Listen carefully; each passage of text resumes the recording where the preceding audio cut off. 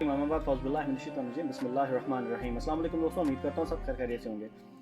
پرسوں رات ایک واقعہ ہوا اسلام آباد کے اندر مدنی مسجد کے حوالے سے کہ راتوں رات مسجد ہی غائب ہو گئی اور امام صاحب کو ہی نہیں پتا تھا. اگلے دن صبح فجر کی نماز پڑھانے کے لیے گئے تو پتہ چلا کہ جناب مسجد ختم ہو گئی ہے. انکروچمنٹ کے حوالے سے اتنے اقدام کیے جا رہے ہیں، لیکن سوال یہاں پر بنیادی یہ ہے کہ عوام الناس جب وہ سارے اقدامات کر رہی ہوتی ہے پہلے، تو اس وقت گورنمنٹ کہاں صحیح ہوتی ہے.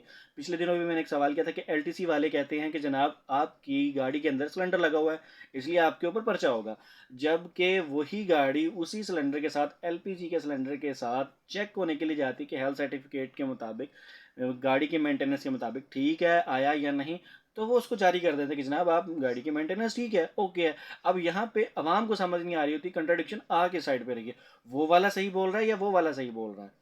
سچویشن یہ ہے کہ عوام کو اتنا پزل کر دیا گیا ہے ان حالات کے اندر، اور عوام کو روٹی کے پیچھے اتنا لگا دیا گیا ہے کہ عوام سمجھ ہی نہ سکے کہ اوپر والی سطح پر چل کیا رہا ہے اور ہو کیا رہا ہے. اور عوام اپنے ملک کی خاطر کوئی قربانی دے رہی ہے تو کیوں دے رہی ہے، وہ ٹیکس دے رہے ہیں تو کیوں دے رہے ہیں. ان کو یہ سمجھ ہی نہیں آنے دیا جائے تاکہ اشرافیہ مال بٹورنے میں بڑھتا رہے. یہ صرف الارمنگ سچویشن نہیں ہے، بلکہ ان لوگوں کی نیندیں حرام ہونے کا بھی ٹائم ہے جو لوگ یہ سمجھتے ہیں کہ ان کی ان ساری حرکتوں کے اوپر عوام آنکھیں بند کر کے آنکھیں موند کر بیٹھی ہوئی ہے، اور یہ حالات کسی جگہ پر نہیں جا کر رکیں گے.